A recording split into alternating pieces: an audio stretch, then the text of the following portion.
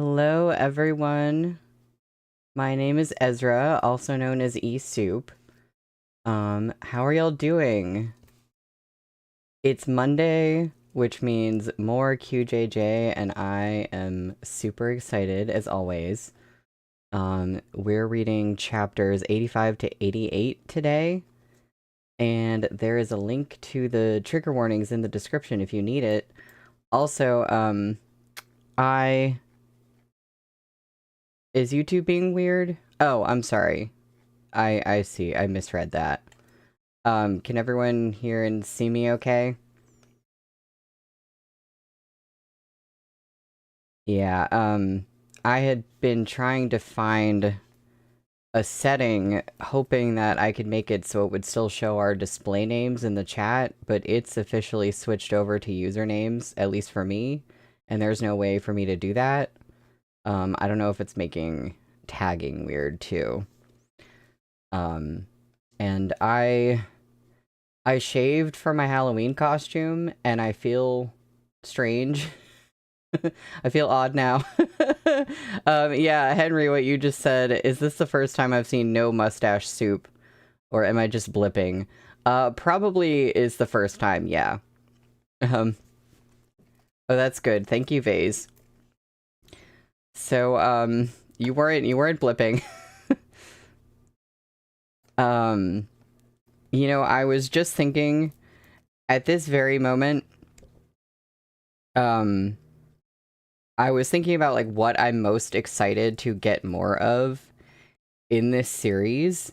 And last stream, we were introduced to whatever the heck is going on between Ya Wen Yu and Chao Tianya, and I'm, like, so excited for that. I really hope we get more of something between them. It seemed promising. Like, there was art and everything, and I just want more of them. Like, I'm kind of a sucker for side couples, so I'm super excited for it.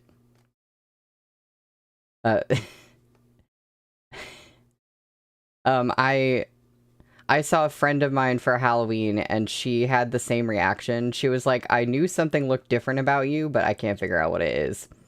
Yeah, I sent you the costume picture.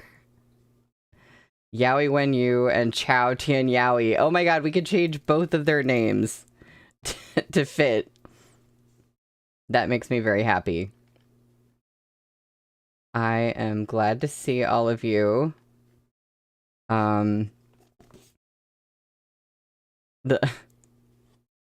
Yes, you can put Yaoi in both of their names, so therefore it's meant to be. Absolutely.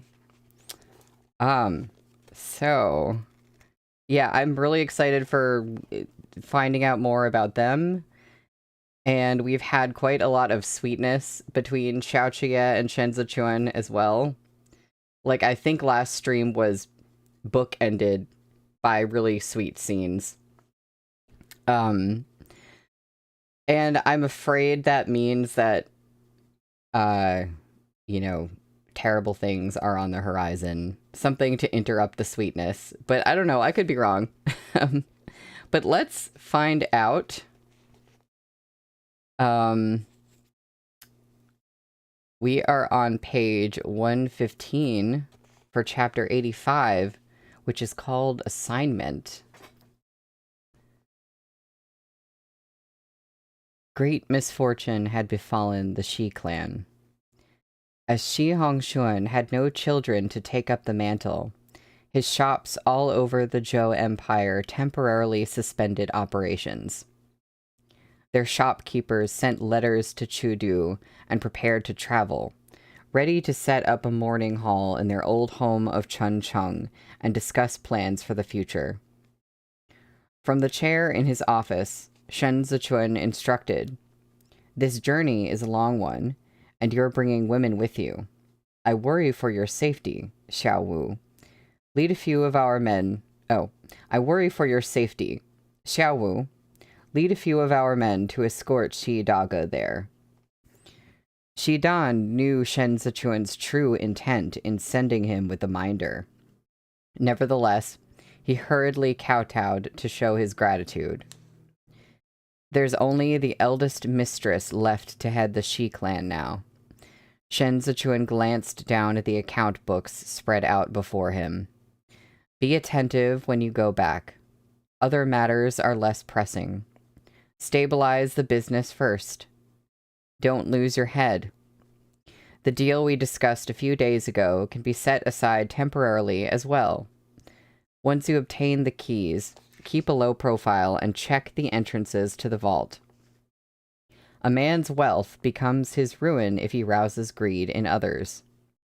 Now that you have to look after such a large enterprise and manage the money as well, you're bound to encounter some trouble. Also, it just occurred to me that Shi Hongshuan just died. That's kind of a big one. Can't forget about that. Shi Dan understood that he relied wholly on Shen Zichuan for protection now. He was a smart man who, having worked for Shi Hongshuan for years, knew very well how to assess a precarious situation. He had decided to go all out under Shen Zichuan, precisely to prevent himself from being regarded as one of this man's expendable game pieces. After receiving such guidance from Master, this lowly one wouldn't dare to be sloppy. Rest assured that I'll do my best to maintain the business for Master when I return to my hometown. Yes, and we are still looking for Shifu and Xiancheng. That too. Shi Hongshuan put so much trust in you because you have every necessary capability. But he was overbearing and only willing to put you to work on the accounts. There's someone new in charge now. I'm giving you the chance to show your mettle. Shen Zichuan pushed the account book aside without looking up. Be honest in your work and play by the rules, and there will be plenty of chances for you to lead in the future. But I warn you now, speak a single word of deceit, and I will claim that traitorous tongue. He said it breezily, but Shi Dan felt chilled to the marrow. He kowtowed again, not daring to look at Shen Zichuan this time. It was noon when Shen Zichuan dismissed Shi Dan. Ge Qingqing had just returned. He entered and removed his blade, and an attendant came over to serve him a cup of tea, which he gulped down. No luck. Ge Qingqing pulled out a chair and sat. The Shi clan's manors in Chudu have all been thoroughly searched. There's no sign whatsoever of Xiancheng or Shifu. Shen Zichuan leaned back in his chair with a scowl. Could they be in one of the Shi clan's countryside estates? Ge Qingqing wiped sweat off his brow. The Shi clan has plenty. Who knows? He might really have hidden them outside the city. It's been so long. Shifu is still strong. If he could, he would surely have thought of a way to come back and see me. But he hasn't. Shen Zichuan's heart sank.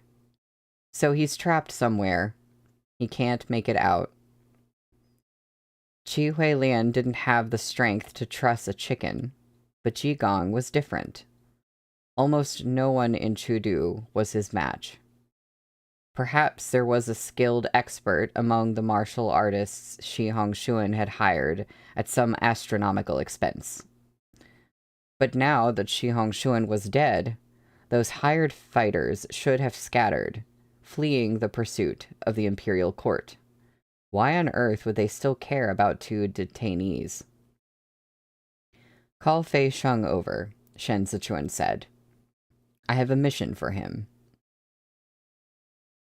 Ge Qingqing was momentarily stunned.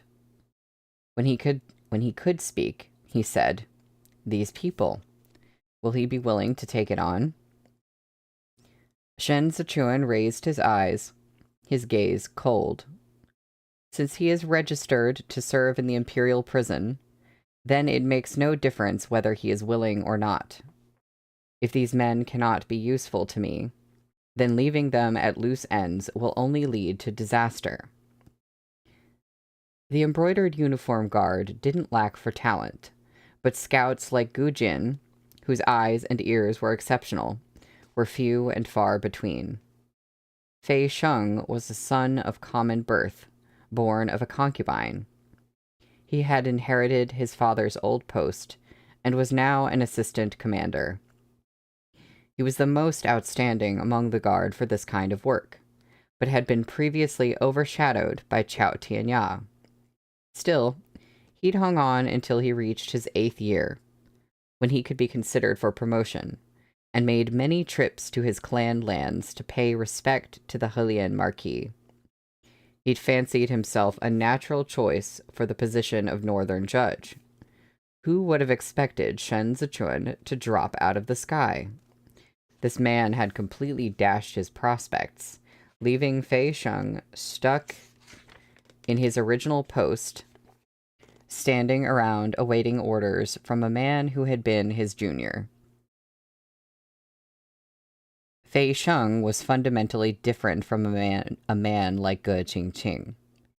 He knew more about the convoluted circles of court officials than Ge Qingqing, who came from an impoverished background. Ge Qingqing had a strong friendship with Ji Gang. Fei Sheng didn't give a damn about him. He could strike up a casual conversation with Han Chung himself, who was by far his superior, and he could even be considered halfway to being Han Chung's disciple. For now, he was at the forefront of the embroidered uniform guard members who stood against Shen Zichun. When Shen Zichun had been at the height of his glory a few months prior, Fei Sheng had laid low and avoided him, but the friction between them had built inevitably in recent days. Shen Zichun had spent too long examining old cases, in part because half his time was wasted on people who thought of him the way Fei Sheng did. They heeded only some of the instructions he handed down to them, and were sloppy in locating and gathering the case files. Shen Zichun had been unable to match all the records to the correct reins, and had to personally make a trip to the Ministry of Justice before he could put everything in order. The tension between the two sides was at a breaking point. Ge Qingqing knew Fei Sheng and the others were capable, but still choked with resentment to be bested by them. Still, when it came to searching the city, Ge Qingqing understood his skills were inferior. Finding Ji Gang and Qi Huilian was top priority. Ge Qingqing bit back his objections and rose to call Fei Sheng. He ducked out from behind the office's curtain and walked across the courtyard. Fei Sheng was there, drinking wine and playing the finger-guessing drinking game with others. Ge Qingqing stood in the doorway and said stiffly, "Assistant Commander Fei, please make your way into the central office. His Excellency has need of you." Fei Sheng seemed not to hear him. With one foot on the chair, he shouted loudly as they played. It was an astonishing display of disrespect, making such a ruckus in broad daylight. Ge Qingqing never lost his temper with these men. He had been tagging along on missions with his old man since he was young, and had seen all sorts. He was adept at taking care of others and had a strong sense of propriety. Most importantly, he was likable and could make the acquaintance of everyone from the squad commander's standing guard to attendants far below him in rank. No matter how uncomfortable he was, it wasn't his way to show his displeasure.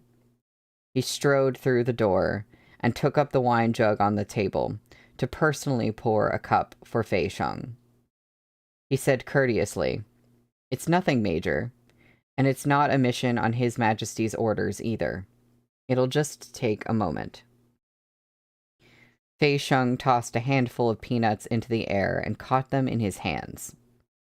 "If it's not on His Majesty's orders, go grab one of my subordinates.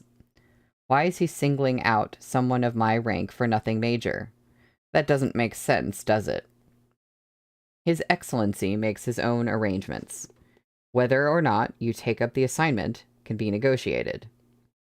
Ge Qingqing poured for himself and clinked cups with him. Going over those old cases the last few days has been tough on everyone. Assistant Commander Fei has worked hard and achieved much. Here's a toast to you. Capable men are always rewarded with more work. The Vice Commander is waiting. It was no secret that Fei Sheng didn't care for Shen Zichuan. He boasted that he was Shen Zichuan's senior with many more years in the Guard, and that Shen Zichuan was unqualified to order him around. But when all was said and done, they had to work together.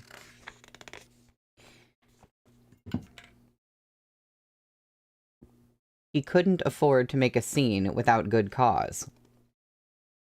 If news of his defiance were to make its way to Hancheng, it would reflect poorly on him. So Fei Sheng drank the wine and smiled mirthlessly at Ge Qingqing. He didn't deign to answer, but collected his authority token from the table and turned to leave. Given such a pointed cold shoulder, Ge Qingqing could only set down the wine and cup his hands to the surrounding embroidered uniform guard, all varied in their expressions, before he left. The moment he stepped out, his own men, waiting outside, stood up. Ge Qingqing wiped his mouth. What are you standing for? Skip the formalities between us brothers. Sit. Xiao Wu, who was of similar age to Ding Tao, had yet to learn not to wear his heart on his sleeve. Look at that Fei Sheng with his nose in the air, he fumed. He swaggers around like a tyrant, puffed up with his own importance. Karma's gonna hit him in the face someday. What kind of an honorable man acts like such a snob? Bah! Qingge, why do we put up with him? Remove his token and drag him out, then cover his head with a sack and give him a good thumping. That'll teach him to behave. Watch what you say, Ge Qingqing rebuked him. If news gets out that we beat up our own people, we'll all look like fools. He eyed every one of them in turn. We are all doing our duty here. We mustn't leave any misunderstanding or unhappiness to fester. How else can we watch each other's backs when we're out on a mission? If they look down on us, we'll just work harder to prove ourselves. Fei Sheng lifted the curtain to the office and sloppily paid his respects. The reek of wine on him was so strong, Shen Zichuan caught a whiff of it from the far side of the desk. And there is art. I think this is Fei Sheng looking mighty suspicious here. I find this character potentially concerning. But yeah, also, Blue, you're so right. Pseudo needs to be stopped. The art is so good, always. Without lifting his head from his work, he said, "Drinking on duty is punishable by a deduction of your salary, yes?" Seeing that Shen Zichuan didn't get up to greet him, Fei Sheng pulled over a chair. But before his backside touched the seat, Shen Zichuan glanced up and smiled. Sit. Fei Sheng couldn't tell what he was up to. He sat. I hear your excellency is looking for me. What can I do for you? I have an assignment no one can accomplish but you, Shen Zichuan replied. At this, Fei Sheng relaxed. He fished out a pipe from his sleeve pocket and lifted his chin haughtily. Is it an assignment from the prison? If it's an order from the chief commander, pass me the official paperwork and I'll get started. Shen Zichuan tapped away the excess ink on the tip of his brush. It's not a prison assignment, and it's not an order from the chief commander. Fei Sheng struck his flint and bit down on the pipe as he laughed. Then it's an order from your excellency? I can do it, but I'm on an ongoing mission to track and record these days. Aren't we just about to enter the 4th month? I have to keep an eye on the price fluctuations of Chudu's daily necessities. The embroidered uniform guard was indeed tasked with acting as the emperor's eyes and ears in the city. They tracked and recorded a number of major and minor civil matters, including the prices of grain, rice, noodles, and tea. These were reported to Li Jianheng and Hai Liangyi whenever necessary. But this assignment certainly didn't require Fei Sheng's personal attention. He was a fourth-rank assistant commander, and the only assignments for which he might be directly dispatched were arrests and assignments outside of the capital. Claiming he was tied up with this mission was simply a way of refusing the assignment. Why use an ox cleaver to kill a chicken? An assignment like that is a waste of your talent. I fear my abilities have always been mediocre. I can't compare with such a naturally talented hero as Your Excellency. A third-rank vice commander at such a young age, and even His Majesty looks upon you favorably. What's more, you're a man of poise and elegance. Fei Sheng blew out a few puffs of smoke. Men like me can only hope to scrape by. We don't dare to dream of glorious work, and we don't dare to act the hero either. Wait a few days. I might free up some time after that. This assignment cannot wait. Fei Sheng cleared his throat and leaned forward, fixing his gaze on Shen Zichuan. What can I do? Everything has its priority. I have to finish the task at hand before I can take on your assignment. This was the rule set by Ji Wufan when he was commander, and it's not one I can break. You'll have to wait. Shen Zichuan didn't blink as Fei Sheng's smoke washed over his face. He observed Fei Sheng's defiant expression as Fei Sheng knocked the ashes onto the edge of the table. Feeling he'd won, Fei Sheng pushed the chair back and prepared to bid him farewell. Pale fingers flashed out to pin a slip of paper onto the desk before Fei Sheng. I can wait, said Shen Zichuan. But can the assistant commander? You're up for promotion this year. Coincidentally, the provincial administration commissioner of Jueshi, Jiang Qingshan, is on his way to the capital to report on his duties. Surely you understand the Grand Secretariat's intent in this. He will take charge of Zhongbo, and he lacks an inspector general from the embroidered uniform guard at his side. So tell me, is Assistant Commander Fei still busy? Jiang Qingshan was an outstanding provincial governor. It was under his administration that Jueshi had become the Zhou Empire's granary. The provisions for the armies of both Li Bei and Qidong all flowed from him. This was a man not even Xiao Jiming or Qi Juyin could afford to offend. Working for him as good as guaranteed one's prospects would be bright. Fei Sheng couldn't advance any further up the ranks without help. Although he was a member of the Fei clan, one of the 8 great clans, he was a son of common birth, born of a concubine. He didn't grow up alongside the lawful sons of principal wives like Han Jin, Fei Shi, and Pan Lin. Without their connections, he couldn't rise any further. Being stuck frustrated him to no end, and he took his dissatisfaction out on Shen Zichuan with sarcasm and mockery. He immediately extinguished the pipe and rubbed his palms on his robes to clean them. Bending closer, he said with a smile, "Look at me, not knowing what's good for me. What's the assignment? Please tell me." "I need you to scour all of Chudu for 2 men," Shen Zichuan said. "Shall I search openly, or—" A glance at Shen Zichuan, and he understood. "Ah, that's easily done. I'm good at this. Give me their descriptions, Your Excellency. 5 days. I'll find them for you."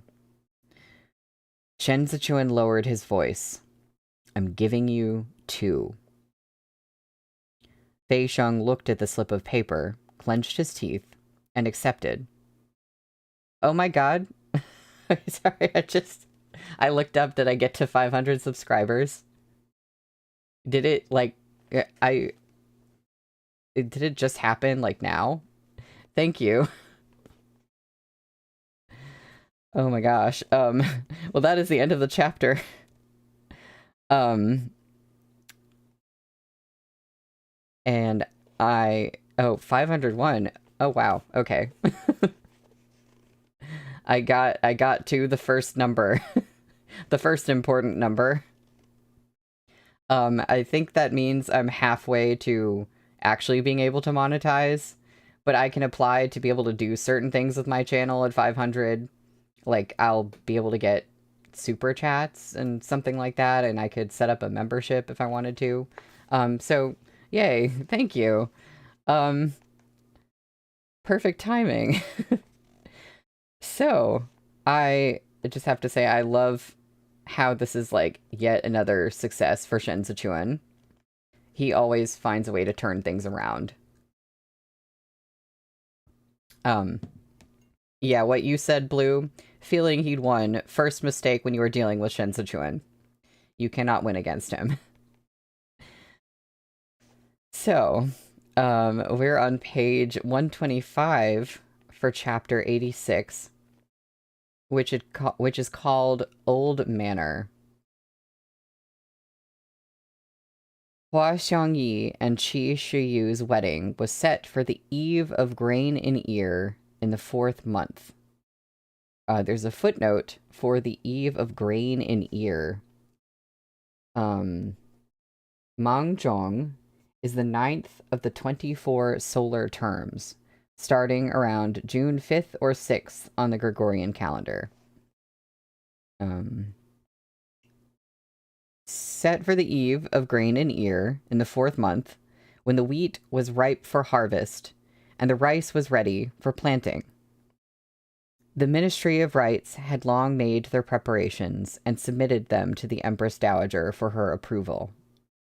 The internal affairs of the palace were numerous and complex, and the key government offices couldn't afford to be short-staffed for such a major event. Fu Man had originally thought himself the perfect candidate for the position of director of the seal at the Directorate of Ceremonial Affairs. He had attended the eunuch school, where he'd learned to read and write, and now managed the affairs in the Grand Secretariat at Mingli Hall. He possessed both qualifications and experience.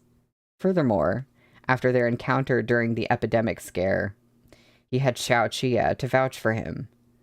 Eyes on this promotion, he'd lately been even more discreet and fastidious than usual as he attended to his official duties. Unexpectedly, when the imperial edict came down, the position of director of the seal instead landed on Feng Chuan. Feng Chuan was young and had almost no experience to speak of. He'd never studied in the eunuch school. What was more, he was a junior eunuch who had entered the palace at a later age than was customary, and shared a damning connection with Pan Rugui and Ji Lei. To hand this man a post comparable to that of an inner palace minister, Fu Man didn't know if he should sob or sigh. The promotion of an outer court official is dependent on his family's social standing. Origins, and the teacher or master he studied under. I thought, when it came to promotion, inner court eunuchs like us wouldn't face this hurdle of family background and status. But damn, Fu Man set down his teacup and heaved a sigh.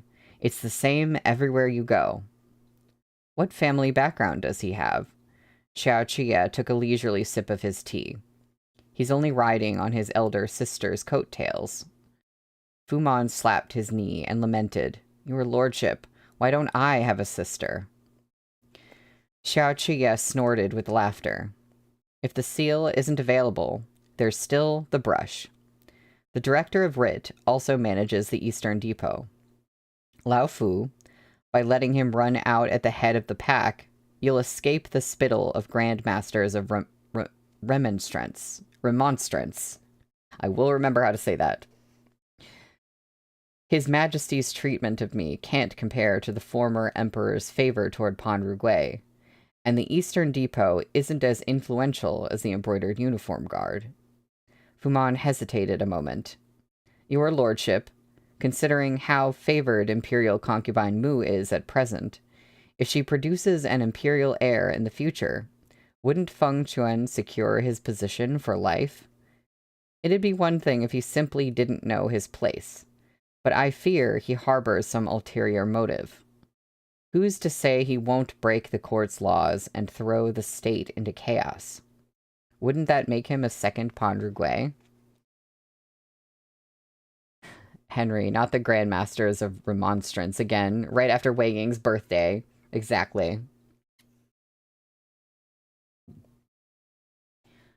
Fuman greeted Feng Chuan with a smile when he saw him in the palace.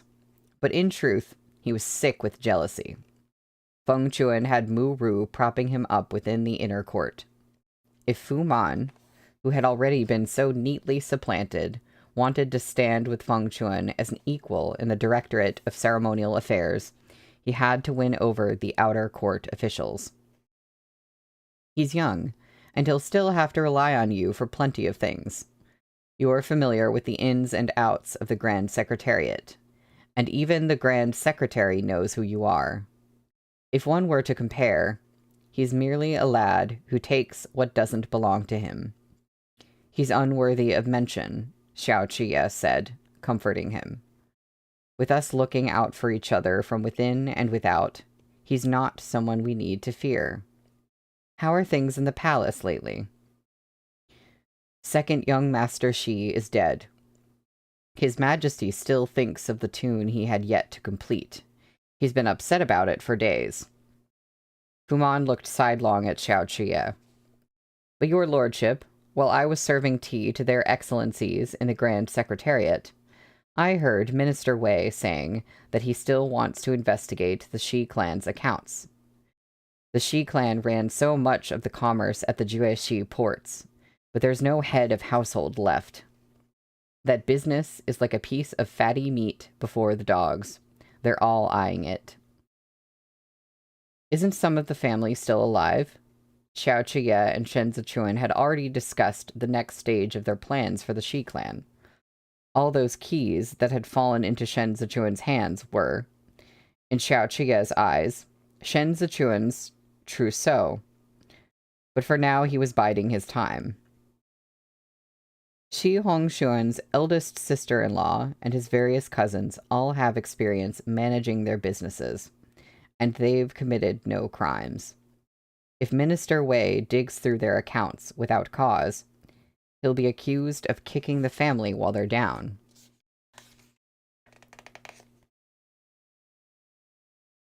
Yes, and His Majesty didn't agree to it, but the Grand Secretary seems... Fuman propped an arm on the table to move closer to Xiao Qie. He seems intent on pursuing the accounts too. Hai Liangyi had his own considerations. The Shi clan had far too much silver squirreled away. Rather than let the noble clans plunder this carcass for themselves, he had likely calculated that he might as well claim that money for the state treasury and let the imperial court manage it. But if he wanted the money, Hai Liangyi would have to fight the noble clans for it. It comes down to His Majesty. Xiao Qie thought for a moment. His Majesty is a wise ruler, and he's committed to governing with benevolence and righteousness. Just last month, he granted a general amnesty. Wouldn't searching and seizing the Shi clan's assets without good reason run contrary to the intent of the amnesty? His Majesty must also see this. Lao Fu, Feng Chuan will no doubt take Minister Wei's side on this matter. If you go along too, you'll look like you're blindly following. Next time you're serving His Majesty, why not take the opportunity to tell him in detail why it would be inadvisable to pursue those accounts at present? The gears turned in Fuman's head. Won't this offend Minister Wei? Whether it's inside or outside the palace, there's but one true master, His Majesty. Xiao Qie smiled. Pan Rugui was powerful too, but he didn't throw in his lot with the emperor. I'm not at all surprised he ended up executed. And besides, does Mingli Hall tolerate wagging tongues? How would Wei Huaigu know what words you say in private to His Majesty? His Majesty likes sentimental people. You don't have to push. Just mention it in passing. I shall take your lordship's advice. Fu Man was all smiles, warm and affable. In any case, this money won't land in either of our pockets. We might as well put it out of everyone's reach. Speaking of our pockets, the Ministry of Revenue has been tabulating the Imperial Army's expenditure on the medicinal herbs used at the Temple of Guilt for quite a number of days. I wonder how it's going. Have you heard anything? They finished just recently. It's already been submitted to His Majesty's desk. Everything is in good order. Knowing that Liang Cuishan, the Ministry of Revenue official entrusted to handle the accounting, had been nominated by Xiao Qie himself, he said, Lord Liang really is something to have kept those ledgers in such good order. There was nothing he couldn't answer readily when the Grand Secretary questioned him on it. Looks like he's on his way to a promotion, too. With that, Xiao Qie had no further questions. As Fu Man left, Chen Yang handed him a block of new tea from Hezhou, prepared in advance. It sank too heavily in Fu Man's hands to contain merely tea. He politely declined. It was only after Chen Yang's repeated exhortations that he finally allowed himself to accept.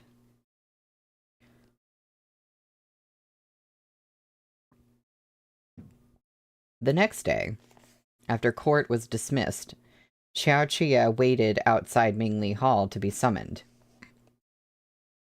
Shen Zichuan stood just a few feet away. The two of them maintained an appropriate distance. Not too far, not too close. There are people everywhere probing into the Shi clan's affairs. Xiao Qie removed Wolf's Fang in its sheath and handed it to Shen Zichuan, taking the opportunity to grasp Shen Zichuan's hand around the hilt as he did so. Your Excellency ought to move quickly. Shen Zichuan seemed to have something on his mind. He lifted Wolf's Fang in his grip.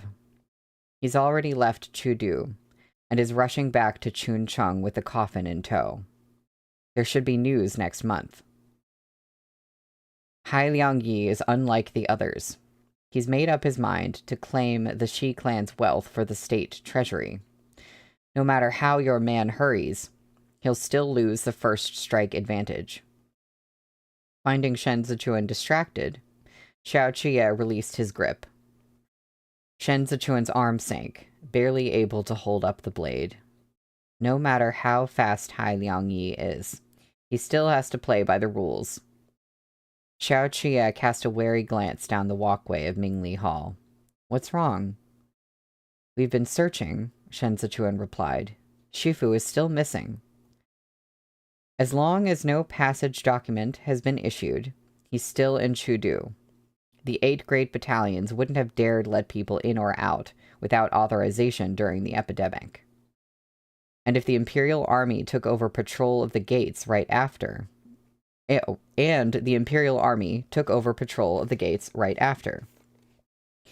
Jigong Shifu had left, I would have heard news on my end. I also think he's still in Chudu. Shen Zichuan paused. Shi Hongxuan was only after Xiansheng. Shifu went along for the sake of protecting him. He shouldn't have been held up this long. But if Xiansheng is in danger, Shifu can't leave on his own. Shi Hongxuan is dead. Xiao Qie shifted his gaze to the other side of the walkway. Time to get someone to check that gentleman's house. Shen Zichuan followed the line of Xiao Qie's gaze. Xue Xiuzhuo, dressed in official's robes, was approaching with Jiang Qingshan at his side. Xue Xiuzhuo's looks were plain, but he carried himself with a scholarly and refined bearing. He differed from Kong Qiu, Chen Yu, and their sort. He was gentle toward others, and made a favorable impression on those he met. Jiang Qingshan, beside him, wasn't at all what one would expect. Despite the rumors, the formidable heavyweight of Jueshi looked quite a bit younger than his real age. As they drew close, the four men exchanged polite greetings. When Jiang Qingshan had come to Chudu to report on his work in the past, he had merely seen Xiao Qiye from afar at the court officials' feast, and it was his first time meeting Shen Zichuan. But he had little interest in social connections in court, so he was neither overly warm nor coolly pretentious toward them. Many old cases were closed this year, and it's all to the credit of Assistant Minister Xue and the other gentlemen from the Ministry of Justice. Xiao Qian nodded to Xue Xiuzhuo with a smile. His Majesty is certain to lavish praises upon you when we meet with him today. Xue Xiuzhuo smiled too, shaking his head slightly. It's all due to Minister Kong's insight and wisdom that the cases could be closed. I merely assisted him as I could. I hardly made any contribution at all. On the contrary, it's Vice Commander Shen who waded through that mess of disorganized case files and set them to rights. It must have been hard on him. It was only a matter of checking the Imperial Prison's archive, Shen Zichuan said. This is something even a common clerk would be able to handle. Xue Xiuzhuo's expression betrayed nothing. Other than Jiang Qingshan, the other three were all feigning civility. Jiang Qingshan seemed as though he didn't want to get involved. He stood to the side and said nothing. Fu Man lifted the curtain and stepped out to call their names, and the four men entered Mingli Hall together. As Shen Zichuan strode in, he caught sight of Feng Chuan, who was serving beside Li Jianheng's dragon throne. Meeting his eyes, Feng Chuan smiled. Fei Sheng prided himself on his skill in conducting searches. There had never been a person he couldn't find, yet after 2 days, even after combing every inch of Chudu, he had turned up no trace of Jigong and Qi Huilian. Ge Qingqing had followed him every step of the way. When he saw that Fei Sheng had lost his arrogance and fallen silent, he asked, "Do you think they've been taken out of the city?" Despite his attitude, Fei Sheng was serious when it came to his official duties. He squatted at one end of the Shi clan's burned veranda, his gaze distant. It's unlikely. One of them is an extraordinary martial artist. Only by taking them in a single strike would no traces be left behind. For an endeavor like this, the greater the commotion and the more complicated your plans, the easier it is to be exposed. Removing them from the capital would involve too many moving pieces. Ge Qingqing took a few steps back and surveyed the Shi Manor with its spacious halls and sprawling gardens. But if he hid them here, how could it have escaped the searches of our brothers? We've been over this estate from top to bottom. Although I never associated with Shi Hongxuan, I've heard something of his temperament. Fei Sheng rose. He was suspicious by nature. The more important a thing was to him, the closer he would have kept it. He didn't trust anyone. If these two men are so important, he wouldn't risk them being far away. Fei Sheng trailed off. He climbed up the scorched wall and pushed aside blackened branches to peer over into the manor next door. That's Prince Qin's old manor. Ge Qingqing had climbed up after him and crouched down to look inside. Deserted for many years. Fei Sheng dropped down on the other side of the wall and took a few steps into the painted corridor of the abandoned manor. It was peeling and drab with age, and covered in cobwebs. He used his Shochun saber to knock off the thickest cobwebs, and tried pushing on the doors, which were pasted over with paper seals. That's right. No one's lived here since the Guangcheng Emperor's time. Ge Qingqing looked around. You think he hid them here? As soon as Fei Sheng touched the door, he knew something was off. An abandoned manor, yet the seals are merely covered in dust. No cobwebs or weathering. Something's fishy. He took half a step back and kicked the door open.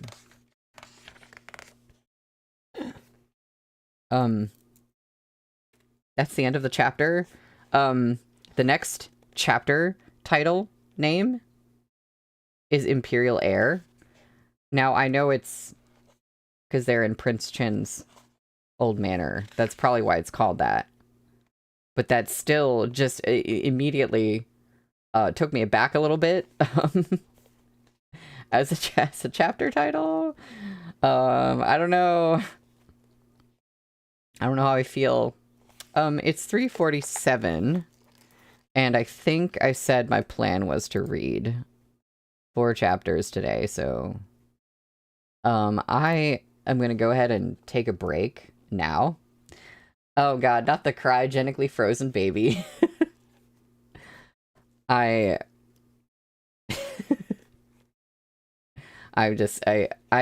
had my theory that, like, I had sort of a theory that, like, oh, well, what if Shen Zichuan is, like, older than he looks, and it partly has to do with the medication that he was taking up until recently, making him kind of look, like, frail and smaller than he should be? What if it made him look younger, too?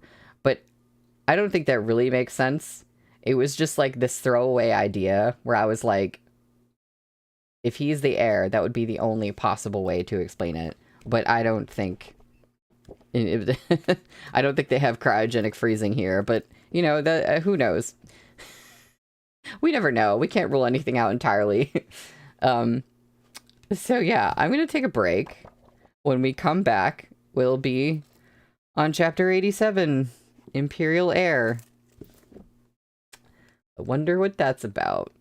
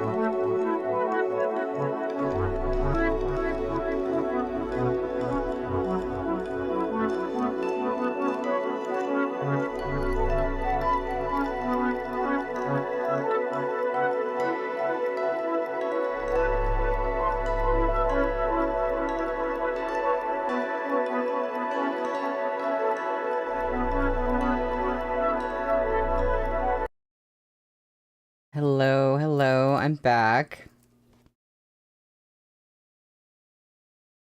We were, just talking about ridiculous twists that could potentially happen. Blue, what did you say? Maybe about Shen Zichuan, maybe he's half alien and his dad was from an alien race that lives for 1,000 years. I agree. It would be so funny if a novel like this suddenly turned around and had a completely, like, a complete 180, like, genre shift.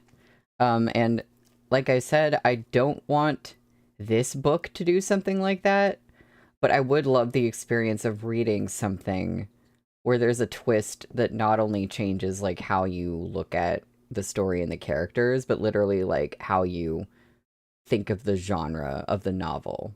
Like, if everything is going along just being perfectly realistic and all of a sudden there's aliens or some kind of deeply entrenched magic system or something, that would be amazing. Again, not in this series. I like the realism here, but you know, in something similar, that would be cool. So, we are on page 135 for chapter 87, Imperial HEIR. Henry, that might be the only thing that would fuck me up more than Supernatural did if it happened in QJJ. And, oh, Blue, you could recommend something, but the name itself would be a spoiler. That is the problem, isn't it? Yeah, see, the problem is if I want something like that, how do I go about finding it without asking, and therefore getting spoiled? That makes things difficult. The door panel fell to the ground with a loud thud, kicking up a cloud of dust. Fei Sheng covered his nose and mouth and strode in. This was the former manor of Prince Qin. Although it had fallen into a state of severe neglect, hints remained of its former grandeur.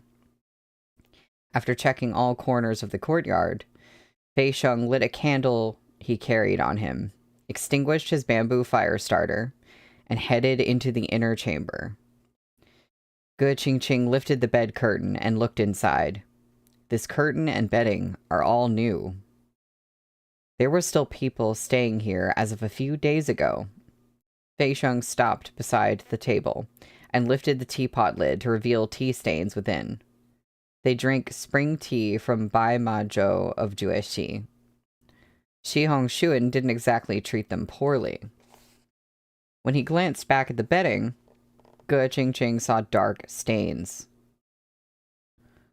His heart began to pound. He lifted the quilt and took a sudden step back. Hidden beneath was a putrid-smelling corpse with obvious signs of decomposition. Whoever it was had obviously been dead for days. Fei Sheng held up the light to inspect the body. This man was strangled to death. Fei Sheng pointed to the corpse's neck. His throat was crushed. Oh. Yikes, am I out of focus? What is happening? Hold on.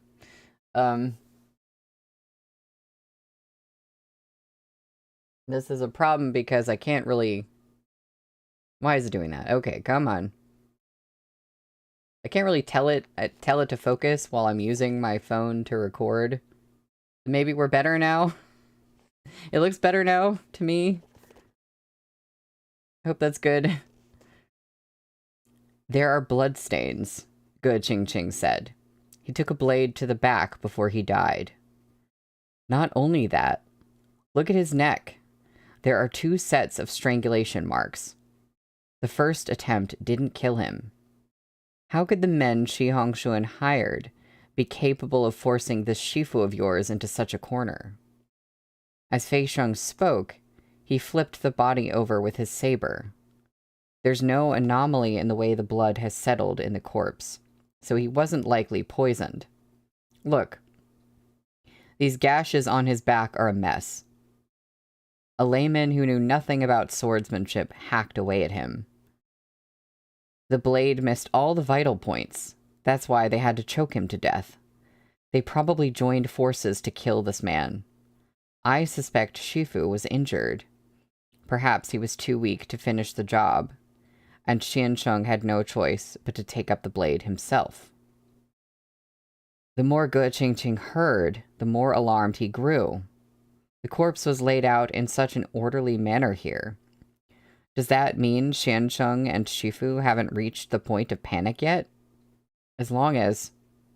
It's possible the corpse was arranged by someone else. Fei Sheng surveyed the room again. There are no traces of a fight here.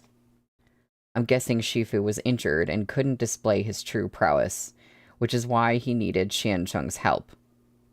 But wherever they were taken after this, it wasn't arranged by Shi Hongxuan. None of these hired martial artists would have dared set themselves against the embroidered uniform guard after his death just for a bit of money.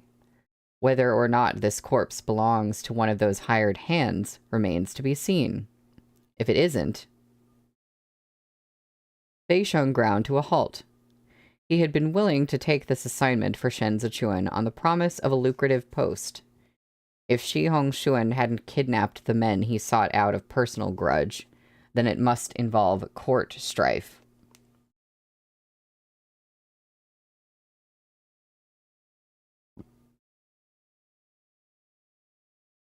Just, oh, blue. It's like a +1 instead of a +2 in eye prescription measurement. Yeah, is it still a little bit out of focus? It does look maybe a tiny bit fuzzy. I hope it'll just not keep doing that. Yeah. Unwilling to put himself in the middle of it, he didn't finish the second half of his thought. If the dead man wasn't a hired martial artist, then a skilled expert like this could only have come from the Imperial Palace. This corpse was possibly one of the embroidered uniform guard's own. Ge Qingqing understood his concerns anyway. They fell into a silent impasse for a moment before they roused themselves. In a house this eerie and ill-omened, standing idly by wasn't wise. Fei Sheng drew his blade back from the corpse. In any case, the men we're looking for are most certainly still in Chudu. The houses and manors of officials and princes all have their own guards. The doors are tightly shut, and most contain a secret passage or two. Great to know that now. Hiding a few men is too easy. My apologies. This humble one is unlearned and of little talent. I can only search so far for Lord Shen. He cupped his hands toward Ge Qingqing and headed out the way he'd come in. He mounted his horse and headed back to turn in his report. Ge Qingqing stood in the room after he'd gone, looking at that trail of blood. Noticing that it dragged off the bedding and onto the ground, he knelt to look under the bed. The shadows here were even deeper, but it looked as though something was there. Ge Qingqing extended an arm to fish it out. It turned out to be a handful of ashes. When he blew them away, a fingernail-sized piece of paper remained in his palm.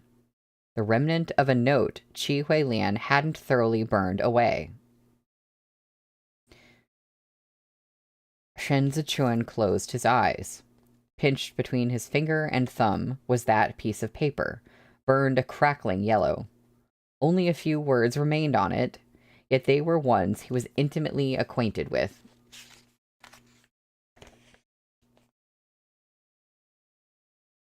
Qi Huilian's notes touched upon quite a number of subjects. Most were treatises on contemporary politics, which he had discussed with Shen Zichuan in the Temple of Guilt back then. Every little thing he had taught Shen Zichuan, every inside story about the eunuchs he had known when he served as Grand Mentor, all of it was in these notes. During the epidemic, Chao Tianya had transferred everything to the new house for Qi Huilian's personal safekeeping. To foil prying eyes, Qi Huilian had his own ciphers for recording his notes, which varied according to the treatise. All were his own inventions, created during his time at the temple. If one were to read the notes normally, they would appear to be simply a jumble of words, like the ravings of a lunatic. Entirely incomprehensible. Yet he had burned them. Was it because he was forced by circumstance? Or because he feared his captor would be able to read them? Chao Tianya, who had been leaning against the wall, straightened up when he saw Shen Zichuan step out. Shen Zichuan swept down the steps. Prepare the carriage. It was already late in the day. Chao Tianya didn't have to ask where he was headed. The inconspicuous carriage set off, circling twice on Shenwu Street, before reaching Plum Blossom Manor. My question is, I want to know what the part of the note that he could read said. Where is his lordship? Shen Zichuan asked as he got off the carriage. Seeing him so solemn, Ding Tao didn't dare mess around and replied honestly. His lordship has just stepped out to invite eldest Master Xue for a drink. He will return later. Your Excellency, shall I call his lordship back? He's just a few streets away. Xiao Chuye was probably trying to probe deeper into Xue Xiuzhuo's dealings. The Xue manor was a tough nut to crack. Relying on an insider like Xue Xiuyi was far more convenient than sending someone to grope around in the dark for clues. Shen Zichuan strode into the courtyard. Just say I'll be resting here tonight. Tell him to come back when he's done drinking and not to stay out all night, but there's no need for him to rush back. Xue Xiuyi isn't someone easily dismissed. Ding Tao murmured an acknowledgement and took off. Chao Tianya, following Shen Zichuan, asked, why the sudden hurry? Shi Hongxuan didn't trust anyone, but he trusted Xue Xiuzhuo. Shen Zichuan climbed the stairs under the dim light of the lantern. The last time, when Shi Dan bluffed him, he was quicker to suspect a member of his own family than to suspect Xue Xiuzhuo. He always had to ask Xue Xiuzhuo about everything. It's the same with Qiansheng. Shi Hongxuan wouldn't have had the guts to act on his own. Before his death, Shi Hongxuan had been absolutely certain Shen Zichuan would ultimately fail.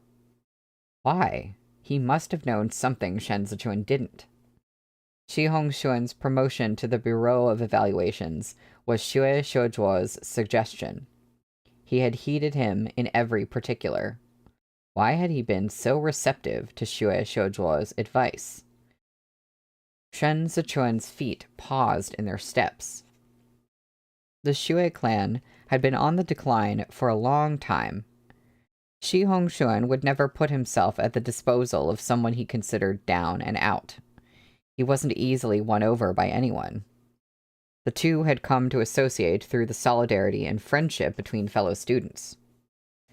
Due to marriages between their clans in previous generations, they also had some ties of kinship.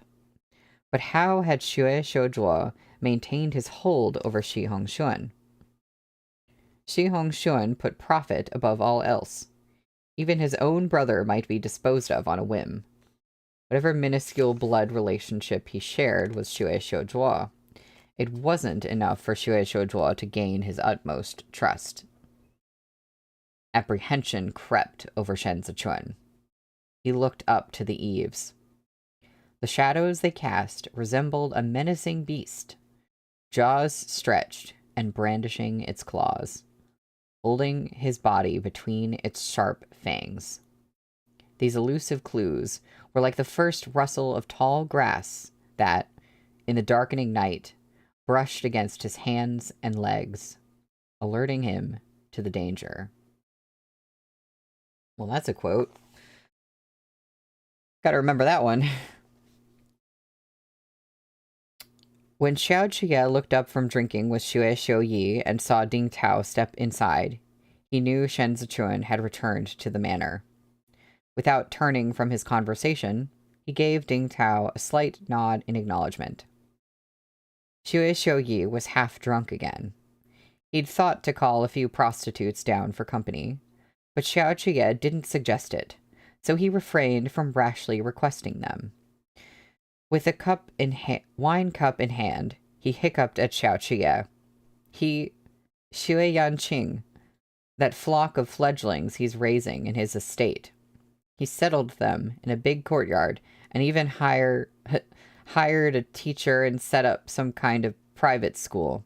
If you ask me, he doesn't seem to be raising any prostitutes. Is that so? Having downed several cups of wine, Xiao Qie showed no sign of intoxication. Beside him, Chen Yang filled Xue Xiuyi's cup to the brim again. Xiao Qie casually clinked rims with him. Then what did he buy all those people for? There must be some reason. There's something odd about that Xue Xiujuo. Xue Xiuyi swallowed a mouthful of wine and continued. If not for your lordship's reminder, I would have never thought about it. The people he bought are of a similar age, all good-looking, with boys and girls both pleasing to the eye. There are a fair number of people in the imperial court who prefer men. All those male prostitutes on Donglong Street are delicate and supple. They're in no way inferior to real women. Maybe he thinks the ones in the brothels are unclean or will run their mouths and open him up to gossip and ridicule. So he's raising his own on the slide to share with friends. Xiao Qie let him prattle and toasted him again. If that's his plan, he's going to have to put in a lot of time and effort. Those renowned male courtesans on Donglong Street have proven worth. Their patrons spent cold, hard cash on them. Besides, you said he bought both boys and girls. Is the teacher he hired only teaching the boys? That's the odd thing. Any gentlemanly refinement Xue Xiuyi possessed had been lost several cups ago. He hung his head until his hiccup stopped before speaking again. Your lordship, he let those girls learn music, wei qi, calligraphy, and painting, all the 4 arts. And why not? What man wouldn't like a pretty lady as a study companion? Yet he also lets those boys study essays on current affairs. Xiao Qie's eyes cut towards Xue Xiuyi. He lets those boys study essays on current affairs? Is that all they learn? Xue Xiuyi shook his head hard. He extended a wavering finger. He set up a real school in that little courtyard. I've even seen him go in there to teach them personally. Your lordship, do you know what he taught? They were all proper classics. Just the other day, he was teaching those boys contemporary politics. What? What? What is going on? What is happening? What does this mean?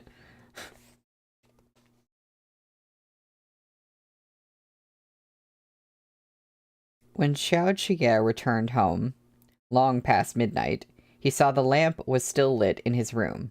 Shen Zichuan was waiting for him. Chen Yong had dismissed the attendants, leaving only a few guards to stand watch over the courtyard. Xiao Qiye stepped inside. Only a single glazed lamp burned on the small table. Shen Zichuan sat before it, looking through his cases. He had removed his hair crown, and with Xiao Qiye's large robe loose on his shoulders, he looked as he always did before he retired for the night. Draping himself across Shen Zichuan's back, Xiao Qiye tilted his head to kiss his earlobe. Just leave a note if you need to tell me something, and get some sleep. Whether we discuss it now or tomorrow morning, it's all the same. Shen Zichuan hummed an acknowledgement and turned to look at him. Rising, Xiao Qiye removed his blade and outer garment, then settled down cross-legged beside Shen Zichuan. Shen Zichuan's fingertips pinched the page of the book, but he didn't turn it. Some things must be discussed in person. They can't be explained in a jotted word or two. Xiao Qiye finally relaxed and started unfastening his collar. Let's take turns. You first, or me. Seeing him struggle with the clasps, Shen Zichuan raised his fingers to undo them for him. After thinking a moment, he said, "There are many things I have yet to wrap my head around. You go first." Propping his elbow on the small table, Xiao Qiye fished out another book from the cabinet behind them and handed it to Shen Zichuan. As Shen Zichuan opened it, he said, "Among the group of people Xue Xiuzhuo bought, the eldest is 18 years old, and the youngest is 14. Boys and girls both, mixing in the same courtyard. The only thing they might be said to have in common is that they're pleasing to the eye. 8 cities. Zhongbo, Jueshi." Shen Zichuan ran his finger across the names. He didn't look at their place of origin when he bought them. Or, this might have been done to obscure the truth, so that others wouldn't know where to start looking even if they wanted to. Seeing Shen Zichuan's finger pause over a name, Xiao Qiye moved in closer for a look. "You've seen this name before." "Ling Ting." Shen Zichuan looked at that name again. "I've heard this name at Xiangyun Villa."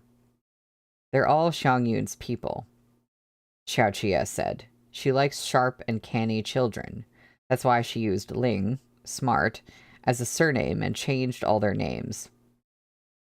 "You had a drink with Xue Xiuyi earlier tonight. Did he mention anything?"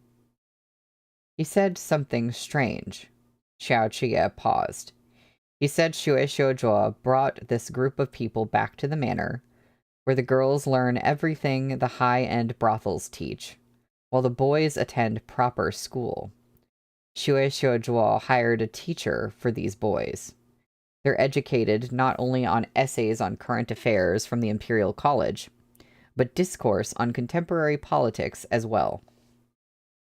Shen Zichuan considered this in silence. If it was students he wanted, he could have picked them from decent households. Xiao Qiye continued. "There are plenty of young men from the Imperial College who'd jump at the chance to acknowledge him as their teacher. Yet he's teaching boys he bought from a brothel. Even if these kids really accomplish anything in their studies, they can't become officials due to their low status. So what's in it for him? Does he intend to raise a bunch of overeducated retainers and kept poets?" Xue Xiuzhuo. Shen Zichuan's attention had drifted, lost in contemplation. He swiftly organized his thoughts. If he wants to raise intellectual hangers-on, there are better candidates. We missed a key point earlier. Xue Xiuzhuo and Shi Hongshuan were on good terms. It's not as if Ohua Pavilion couldn't afford to give him the flock of brothel fledglings he wants. Yet, he specially bought them from Xiangyun Villa. He had set his sights on a specific person all along.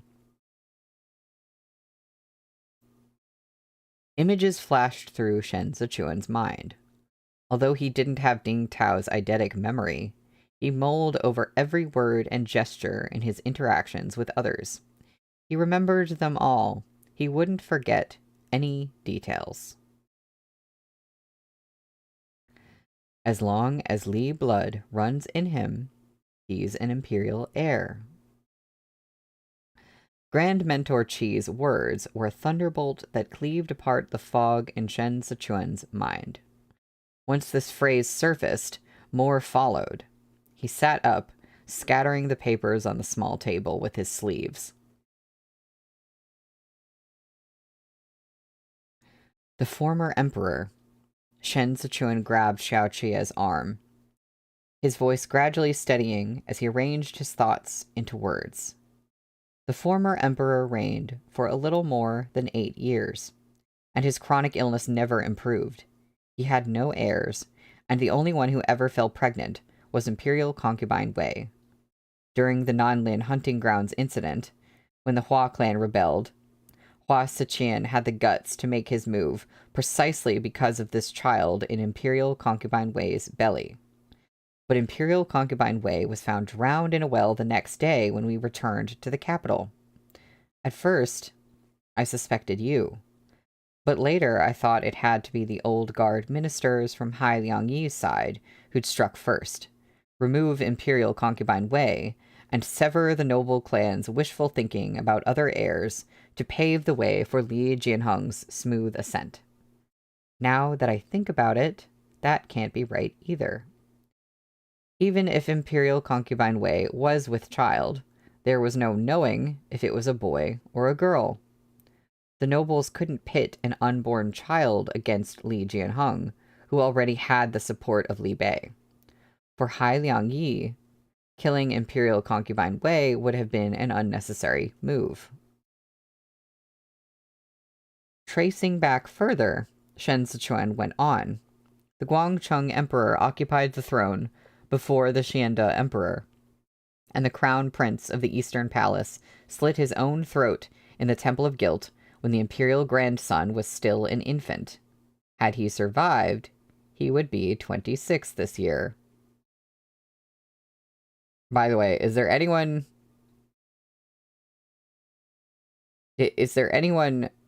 any character we know of who's like around 26? Do we know anybody who fits that description? Even a little bit? But yes, also, Elsie. Did they somehow trace all the bastards with any possibility of being a Li?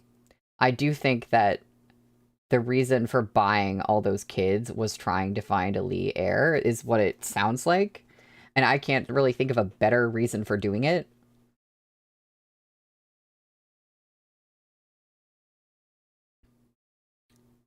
This plot was jointly handled by Jilei and Shen Wei. Jilei couldn't have been too careless if he wanted to defect to Pan Rugui. He would have had to show his value. It's unlikely he left such a seed of disaster behind. In that case, the only one in this world who can still claim to be an imperial heir is... Xiao Qia gripped Shen Sichuan's icy cold hand and continued, low-voiced. The eldest is 18, and the youngest is 14. If there's truly another imperial heir, then only the Guangcheng Emperor fits the timeline. The Eastern Palace was massacred in the 30th year of Yongyi. For nearly a decade after, no imperial concubine carried a child to term, thanks to the Empress Dowager's watchful eyes. Although the Guangcheng Emperor was suffering from illness at that time, he wasn't that frail. Unable to break free of the Hua clan's hold over him, he must have turned outside the palace.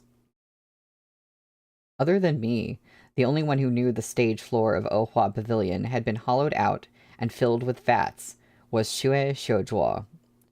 The collapse was an attempt to kill Li Jianheng. I just couldn't figure out why. But if he really has an imperial heir in hand, everything else makes sense. He killed Imperial concubine Wei, then tried to kill Li Jianheng. That lurking unease in Shen Zichuan's mind was growing more and more distinct. Xiao Qiye looked stricken. If that's true, then the imperial heir is among that group of people. They faced each other. Shen Zichuan spoke at a whisper. This imperial heir must not live. Xiao Qiye pinched Shen Zichuan's chin and closed the distance between them. His eyes were deep and grave. Lanzhou, we cannot let a single one of these people live. He spoke slowly, his killing intent like a raging whirlpool in the depths. In an instant, 1,000 thoughts flashed through their minds. What did it mean if there was another imperial heir? If it was true, all their present plans would be overturned. They would suddenly be forced on the defensive. A noble clan who controlled the imperial heir would be nigh impossible to defeat. Think of the Empress Dowager, who ruled the court behind a screen for 20 years. The Li clan, in her hands, was a puppet. The power and influence of the noble clans would rise again, and Hai Liangyi would be beaten back into obscurity.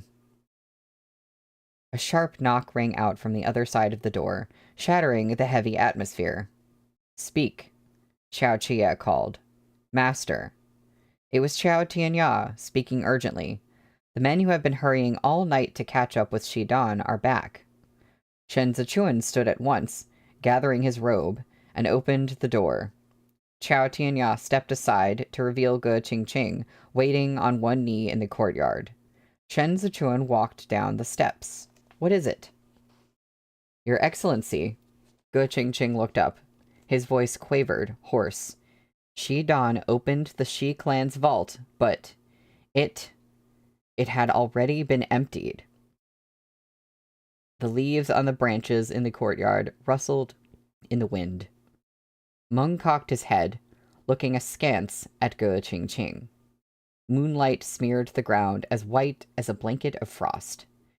In the thick silence, Shen Zichuan turned his head back toward Xiao Qiye. Arlong, we've been played for fools.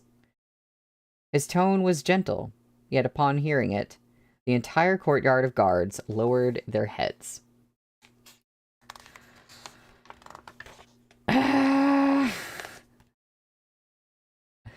He doesn't even get the money.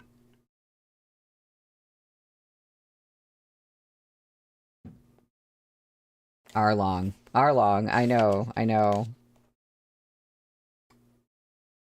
Man. Okay, well, that's the end of the chapter. We're on page 149 for chapter 88. Despite the pleasant breeze, the night had a chill that made one shiver with terror. Xiao Qiye's earlier murderous aura was largely dispelled by that intimate Arlong. He stayed silent some moments, bathed in the pleasant coolness as he found his calm. Shen Zichuan looked back at Ge Qingqing and said evenly, "They couldn't have transported so much in such a short time. This must have been in the works for a while. No matter how thorough he is, he can't cover his tracks completely. Gather some men and head out of the city tonight. Go to Qinzhou first. Make detailed inquiries along the way. Note down any transactions between Jueshi and the Northeast within the past 2 years involving large or bulky goods. Send someone back to give me a detailed account." Ge Qingqing's heart had been heavy with worry after receiving the news. But when he saw how unruffled Shen Zichuan was, he couldn't help his relief, and composed himself as he nodded. "Chen Yang, robe still hanging off his shoulders. Xiao Qie motioned for him to step forward. Take the men to the envoy's hall in Chudu first. Say a bandit is on the run in Jueshi. Request a few medium-grade horses, and show them an official writ of arrest for a notorious bandit leader. Tell them the Imperial Army must stay close to the capital, so the task has been entrusted to the Embroidered Uniform Guard instead. I'll make a trip to the Ministry of War and the Ministry of Justice tomorrow morning personally and submit a report. The city gates had closed for the night. They couldn't leave without good cause.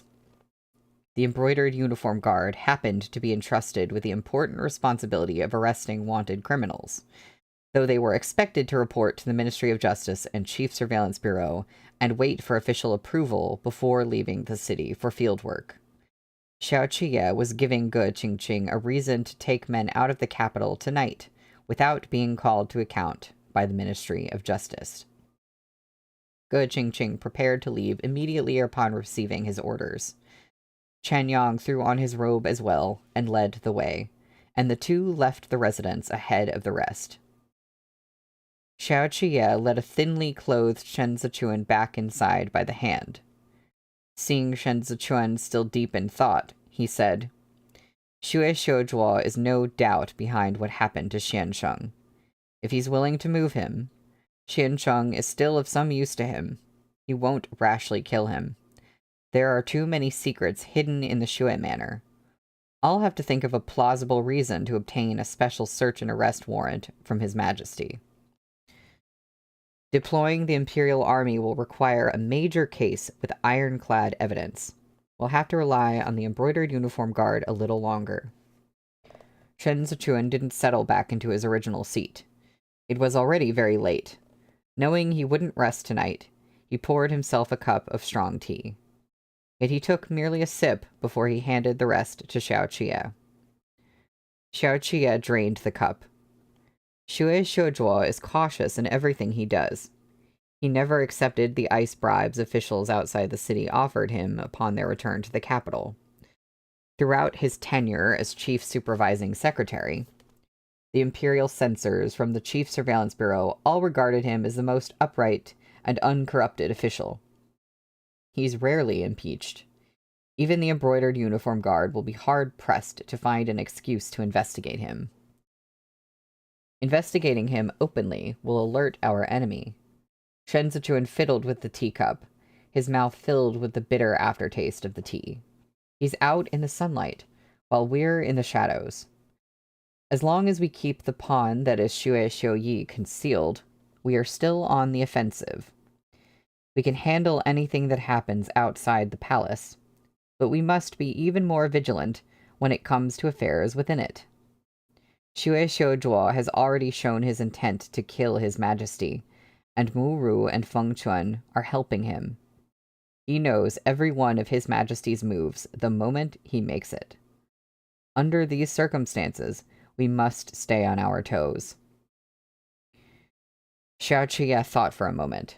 Wasn't Feng Chuan just named the director of the Seal of the Directorate of Ceremonial Affairs? Given his service record, he's sure to be scorned by both inner and outer courts. Fu Man, who ranks beneath him, is already itching for a fight, while Hai Liangyi detests all eunuchs on principle. And Feng Chuan's authority, even as the director of the Seal, can't compare to Pan Zhugui's during his time in office. If Feng Chuan's being squeezed from both inside and out, unable to fend for himself, he won't have the capacity to do any favors for Xue Xiuzhuo. It's of pivotal importance that His Majesty's position is secure, Shen Zichuan said. No word of the imperial heir must get out. Since Li Jianheng's ascension, he had been castigated constantly by the imperial censors and met with mishap and danger at every turn. He had no outstanding record of political achievements, and the common citizens didn't view him as favorably as they had his predecessor. If any whisper of another imperial heir were to leak, it would no doubt stir up public sentiment. No matter how one looked at it, It would be a threat to stability. Regardless of whether Xue Xiuzhuo holds a real or false dragon in his hands. Xiao Qie pressed the pads of his fingers to his thumb ring and stared into the glazed lamp. The emperor of our great Zhou can only be Li Jianheng. Any crown prince named in the future must be Li Jianheng's son. The Xiao clan, at present, had prevailed over the Hua clan and managed to hold on to their power. Xiao Qie had gained his footing, and Xiao Jiming's defenses in Libei were solid as well. Zhongbo and Xidong had become battlegrounds for their rivalry with the noble clans in Chudu. The mediation of outspoken ministers like Hai Liangyi and those beneath him had kept the fighting from escalating further. So far, the Grand Secretary had managed, with some difficulty, to prevent things coming to a head between the two tigers fighting over the mountain. But Hai Liangyi's greatest shield was Li Jianheng. Li Jianheng respected and trusted him greatly, and acknowledged his unyielding loyalty. He was willing to lay all major and minor affairs of the imperial court out on the table for discussion with him. It was his trust in Hai Liangyi that had kept Li Jianheng from immediately turning to the Empress Dowager for support in this tug-of-war between Libei and the 8 great clans. And it was also this trust that had allowed Hai Liangyi to secure his position as the Grand Secretary of the Grand Secretariat at the start of the new reign. Li Jianheng, as a man, wasn't important, but after he ascended the throne, Li Jianheng as the Tianchen Emperor became crucial. He was the eye of the political storm, the center of all covert and overt attacks. The shackles the 3 factions each used to restrain one another, and the dagger the 3 factions each used to stab one another. Now that Xue Xiuzhuo had surfaced, Shen Zichun couldn't help but wonder, even as he looked for a breakthrough, if there wasn't yet another powerful person hiding behind Xue Xiuzhuo.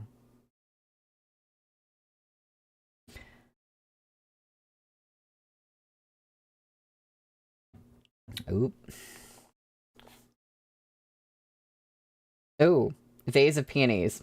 If Shen Zichun is an heir, Xiao Qie will be so conflicted and it will be so tasty. Yeah, I'm wondering about that because the main reason that they don't want there to be some other heir and they want Li Jianheng to remain emperor, well, it's beneficial to the Xiao clan. But if Shen Zichun and Xiao Qie are like working together now, then if Shen Zichun somehow was an imperial heir, then wouldn't that also benefit Xiao Qie? Or is there like an inescapable political implication that like it would still be a problem if that were the case? I'm trying to do the 5D chess in my mind that they're always doing in this book, and it's not. I'm not quite getting there. But also, Henry, that is an interesting thought. Why do I feel like Muru is getting pregnant and then assassinated? Uh-oh. Yeah.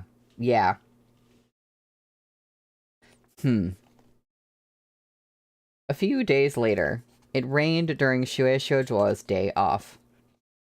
His sky-blue robe of fine-woven silk fluttered as he strode through the drizzle to formally call on Qi Huilian. In the little tower where he was being held, Qi Huilian was eating his meal in great bites.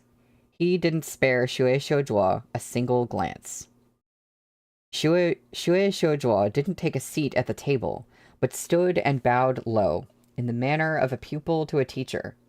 He spied Ji Gong sitting before the window, polishing a stone, and said to the servants attending them, "Elder Ji has yet to recover from his injuries, and ought to avoid spicy food. Ask our chef from Duanzhou to prepare the dishes again." "Don't bother." Ji Gong blew away dust and said solemnly, "I'm not eating." Xue Xiuzhuo made no reply, and the attendant withdrew to give the chef his instructions. The Xue clan was prominent in the city of Jincheng. They knew little of the local flavors of Zhongbo. He had hired the chef hailing from Duanzhou specifically for Ji Gong. The drizzle outside pattered down among the apricot blossoms of spring, beating the pink and white petals strewn across the ground into mud. After eating and drinking his fill, Qi Huilian wiped his mouth and rose to look out at the bleak scene in the courtyard. His chopsticks, shoved aside on the table, rolled to the floor. "Don't waste your time," he said, his back to Xue Xiuzhuo. Ji Gong is obstinate. If he says he's not eating, he's not eating. Have them prepare some steamed buns and pickled vegetables for him to allay his hunger. Yeah, Blue, the double take was so funny. I just was like, wait a minute, Qi Huilian, that's who we're talking about. It took me, I just had to process that name fully. Xue Xiuzhuo smiled. How could I be so irreverent with both elders in my house as guests? Then open the doors. Ji Gong carved a nose and eyes into the stone. We can find our own way back. The spring air has a chill to it lately, Xue Xiuzhuo said with no change in expression. Vice Commander Shen is still without a place to settle down. How could he provide proper accommodation for the elders? Drop the politesse and just say we're your prisoners. Qi Huilian walked a few steps. The iron chain on his ankles clanked with his movements. I've been a prisoner most of my life, and I'm reaching the end. I'm old, and he is disabled. What are you trying to do holding two old, weak, and sick men captive? Xue Xiuzhuo bent to pick the chopsticks up off the ground. Wiping them with a handkerchief, he said, "In the past, Xin Sheng was a brilliant man of great stature. You should have enjoyed the posthumous honor of being enshrined and worshipped within the imperial ancestral temple after death. What a pity you threw in your lot with the wrong man and ended up feigning insanity in the Temple of Guilt for 20 years. Today, I would like to ask you to take up the title of Imperial Preceptor once again. You can finally lay to rest your regrets at never seeing the crown prince you taught enthroned back then. Moreover, it will redress the injustice you suffered and afford you a fresh start in the imperial court. You can once again stand before the masses with all the dignity you deserve. Are these 2 reasons not sufficient? I am someone who greatly respects and admires Xiansheng." Become the imperial preceptor again. Qi Huilian took a step backward, dragging the iron chain at his heels. A laugh escaped his throat. You want me to become the imperial preceptor again? What arrogance!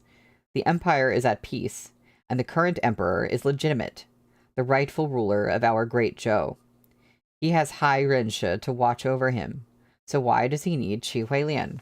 I'm a crazy old fool. To think I could assume such an important post is pure fantasy. Xue Xiuzhuo set the chopsticks back on the table. Xin Sheng only suffered as you did because you were slandered. During the years of Yongyi, the Empress Dowager controlled state affairs, upsetting court order and discipline, and encouraging rampant corruption among officials. It was even worse during the years of Xiande. Hua and Pan colluded to stir up trouble in Chudu, the 8 cities, and the entirety of Great Zhou, visiting untold suffering upon the common folk. After that, the troops of Zhongbo suffered their defeat, and desolation and despair ruled the 6 prefectures as bodies of the starved littered the roads. Xiansheng wasted 20 years in the Temple of Guilt. Yet it seems you've lost your heroic spirit after coming out. Have you no will to compete for glory with Hai Liangyi? Qi Huilian turned back to the window, hands on the sill, as he watched the rain pelt the apricot blossoms. After some silence, he said, 25 years ago, I did want to compete with HEIR Yi and determine who was superior. We both took the same imperial examinations. He was so unremarkable, while I ranked first at the provincial, metropolitan, and palace level. But having climbed so high at such a young age, I didn't know how to navigate official circles with tact. I was framed and demoted out of the capital. Too ashamed to face the people of my hometown, I hid myself away, depressed, for several years. Later, HEIR Yi was promoted, and he rose through the ranks. Yet the crown prince didn't take him as his teacher. He instead welcomed me back to Chudu as the grand mentor of the Eastern Palace. At the same time, I assumed the post of Minister of Personnel. HEIR Yi came second to me his entire life, but he is a gentleman. When the Eastern Palace fell, the crown prince was condemned by all. Only HEIR Yi believed there was still hope in him, that he wasn't beyond redemption. On the basis of this alone, I cannot compare to him. Between us, there is no superiority or inferiority, only mutual appreciation. But alas, heaven is blind. Though we share the same path, we cannot walk it together. I've been out of the world for 25 years. You are right. I no longer have the drive nor desire to compete with him. Xue Xiujuo was silent, leaving only the patter of rain and the soft scraping of Jigong carving and polishing stones. The rain grew stronger, and the apricot blossoms fell from the branches in a chaotic mess, forming a patchwork of pink atop the muddy water. In this lifetime, I've taught only 2 students. Both times I imparted to them all the knowledge I learned over the whole course of my life. The first time, I thought too highly of myself, and was unwilling to compromise, and it was precisely through this pride that I caused my student such great harm. Qi Huilian gazed at that dirty water covered in tattered petals, as if looking at the unfortunate echoes of his life. I, Qi Huilian, am not an immortal. 2 students are enough. I'm not up to teaching another. Jigong burst into a fit of violent coughing. He covered his mouth with a handkerchief and grumbled, "Close the windows." Qi Huilian shut away the pitiful scene outside and looked back at Xue Xiujuo. "That's all I have to say. Don't pester me.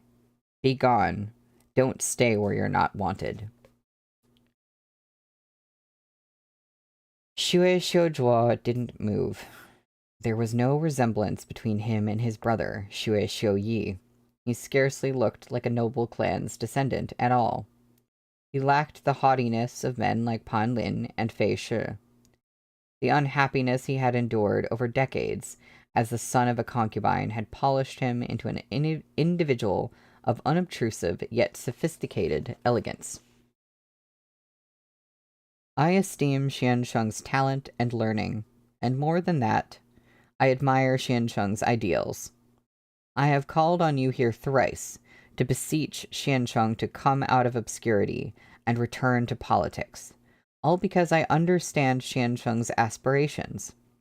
Xiansheng, HEIR Yi is a gentleman of integrity. But what gentleman has ever been able to coexist with petty men for long? The current emperor isn't given to the study of the classics, and he hasn't the benevolence to treat men of virtue with the respect they're due.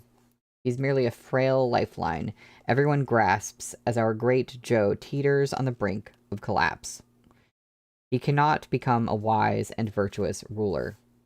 How much strength and energy does HEIR Yi have left in him? Entrusting the safety of the state to him. This is a complete reversal of hierarchy, and a poor judgment of priority. It has always been the duty of ministers to assist the sovereign in governing the state, Qi Huilian replied. HEIR Yi is doing his best to salvage the deteriorating situation and mediate between factions. He's a loyal subject.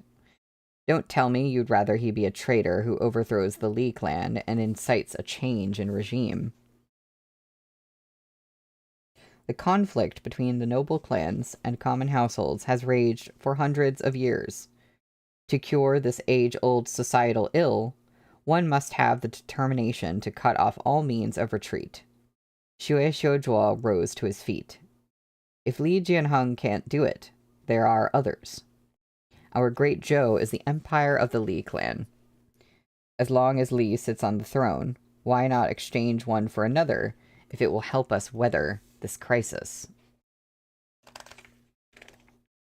On this point, Qi Huilian fundamentally disagreed with Xue Xiuzhuo.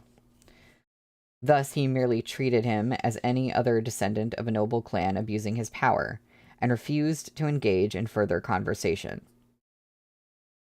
Xue Xiuzhuo let the silence stretch before saying, Xiansheng and I, too, are travelers on the same path.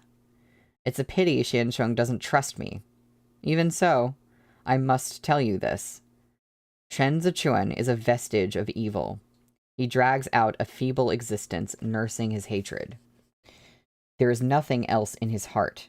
He exists solely for revenge. He is a vicious man and narrow-minded, poles apart from the late crown prince. When Qiansheng teaches him with the heart and mind of tutoring a sovereign, it's no different from helping a villain. Even if he achieves great things in the future, he won't be a good ruler.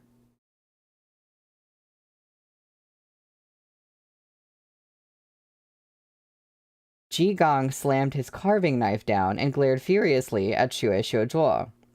What do you know about Chuan-Er? You call him a vestige of evil, but the way I see it, the greedy vestiges of evil are all of you. Shut your trap and leave.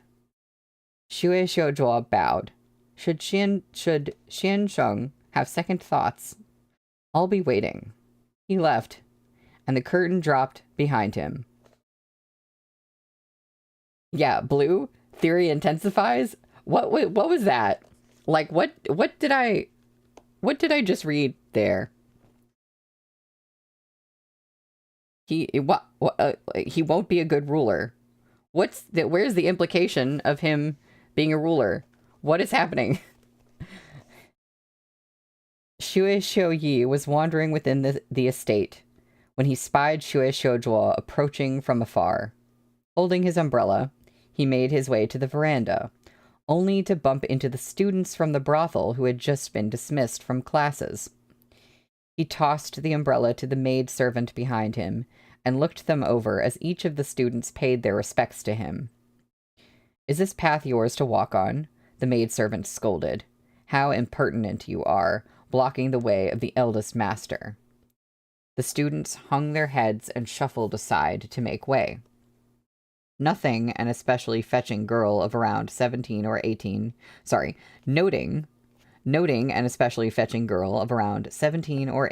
at the back of the group, Xue Xiuyi tugged her sleeve caddishly and said, Are you one of the little birds Yanqing brought back? What's your name? The girl cast a glance at Xue Xiuyi without answering. At just that moment, Xue Xiuzhuo happened to appear at the other end of the walkway. Stepping forward to block Xue Xiuyi, he smiled.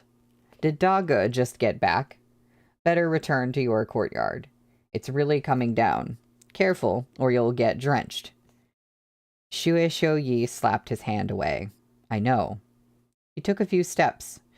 The students behind him were all bending their heads, addressing Xue Xiuzhuo as Xiansheng. He craned his neck for another look, and found the girl from earlier looking back at him. Her gaze revealed neither fear nor trepidation. Even after Xue Xiuyi caught her looking, she didn't avert her eyes. Instead, she held his gaze until Xue Xiuyi couldn't help but turn away first. The wind and rain lashed at his face. Xue Xiuyi shivered and hurried off, his arms wrapped tightly around himself. What? That's the end of the chapter? What does this mean about the girl? Is the girl an heir? Why are we talking about Shen Zichuan being a ruler? What are we talking about? That's where we have to stop for today. And when we pick up on Wednesday, we'll be on chapter 89, which is called Cracks and Booms. Not an ominous chapter title at all. So,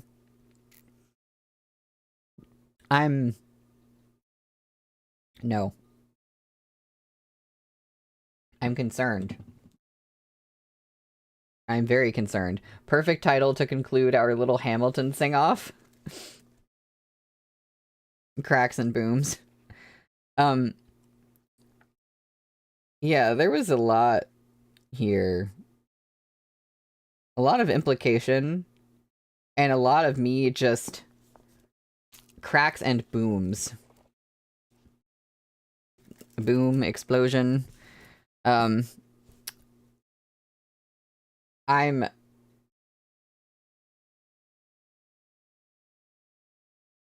sorry, Blue, I don't fully get the Hamilton reference.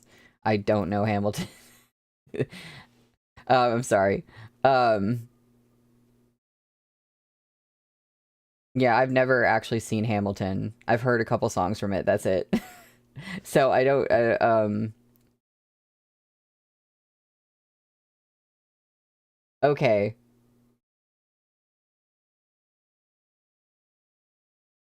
Okay. Old Man Yowie. Hamilton. Old Man Yowie. With, why am I? Chi Hui Lian and Hai Liang Yi. Yeah. Was forgetting all the acronyms for a second. Do we need to watch Hamilton at some point? Oh god, I guess I can't avoid it forever. I guess it's gonna happen eventually.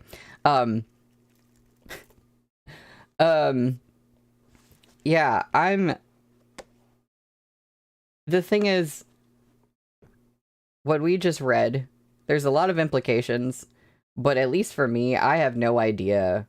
I still have no idea how they could work exactly. Like, because I still think I have my theory about, like, well, da-da-da, what if Shen Zichuan is older than he seems? But that still seems, like, so far-fetched.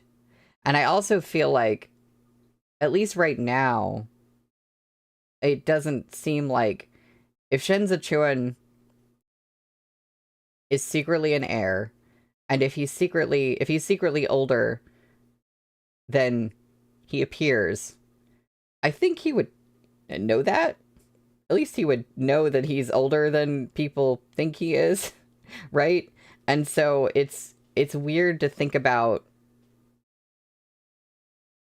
I don't know. He's keeping a lot of things from everybody, but it's weird to, like, think about him as a main character and still not have any inclination of anything weird, like, from himself, if that makes sense. But that doesn't really mean anything, but I'm just like, no, that doesn't quite seem right. Like, I feel like if he's an heir, maybe there's some secret third thing that we don't yet know about that's, like, the way that it's possible. Or Shui Shoujua could be implying something else about him being ruler. Like, maybe it's just, like, the idea of, like, staging some kind of coup and Shen Zichuan becoming the ruler through those means. So, yeah, what you just said, Blue, right there. Even if he's not, he's perfectly capable of eventually cooing the hell out of Chudu if that's what he wants to do. Maybe that's what he wants to do?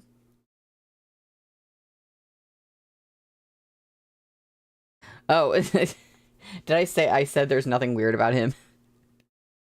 Yeah, not what I meant. There's a lot of things weird about him, but in another way. Yeah. So I don't know. I'm gonna reread and try to pick apart some of the implications more, but I have my theory, but I don't really think it's right. it's just there. It's just sort of a placeholder until I come up with something better. And I don't feel like I have enough to go on yet to, like, come up with that something better. And yeah, a lot just happened. He's just blue. He's just a little guy. Almost wrote just a little gay. Yeah. He's just a lot gay.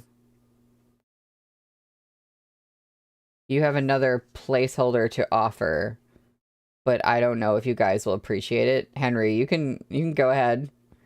I'm curious.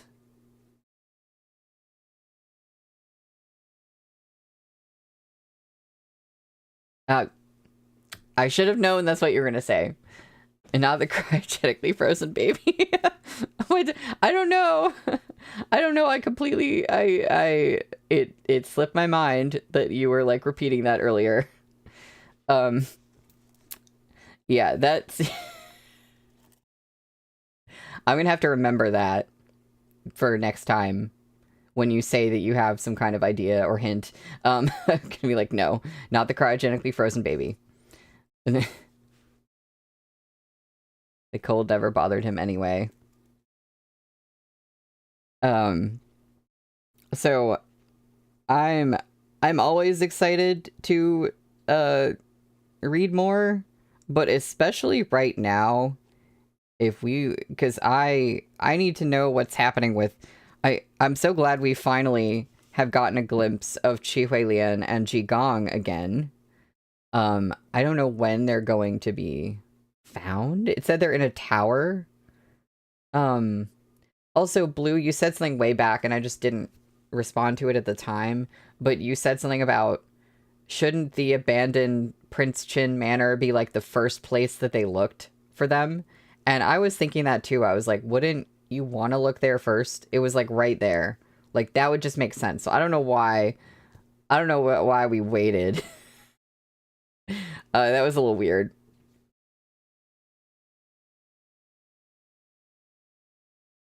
But, yeah. At least we know that they're alive. Because I was starting to get a little worried about that. Yeah, it was right next door.